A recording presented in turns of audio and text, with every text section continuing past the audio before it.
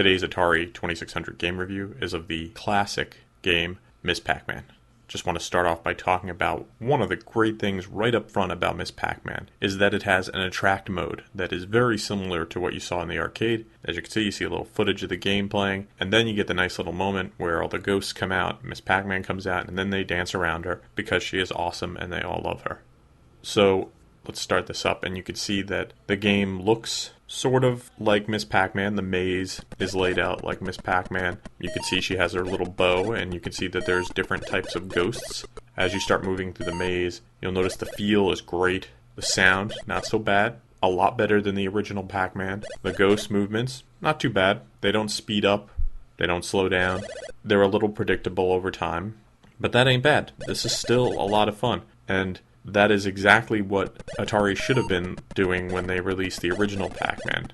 They failed on that miserably. The original Pac-Man, not the greatest game in the world, although at the time I played it a whole lot. But what I was really looking forward to was Miss Pac-Man, because Miss Pac-Man was one of the games of my dreams. I started playing that at a boardwalk down the shore in New Jersey one summer and could not get enough of it. I thought it was head and shoulders above the original Pac-Man, and to this day, whenever I see a Miss Pac-Man machine, I am attracted to it. In fact, I'm pretty sure had I met Ms. Pac-Man at some point in my life, I probably would have proposed to her, because I imagine she would be a wonderful companion throughout life. She can eat up the power pellets and bring home the fruit and everything in between. She's just marvelous. Okay, getting back to the game.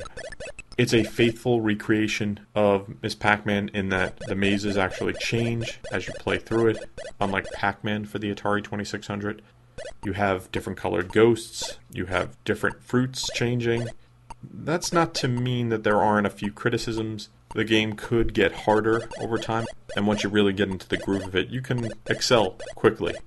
They do give you the option to make the game easier, though, which is great if you had a kid in your family who wasn't very good at it, or even a senior citizen who wasn't very good at it.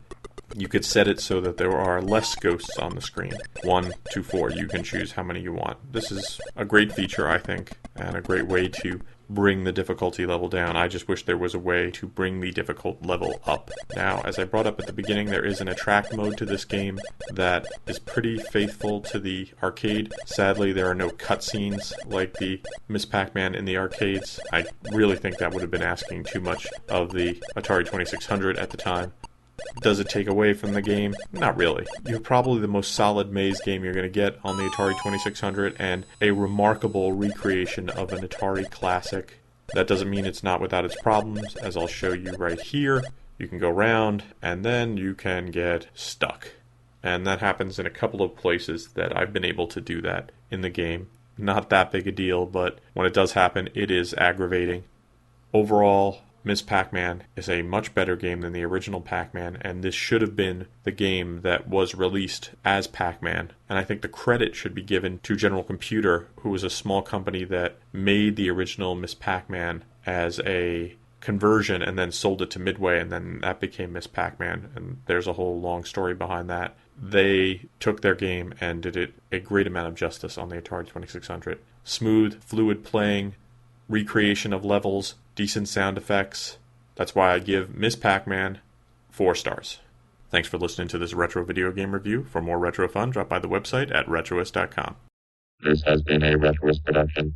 Goodbye.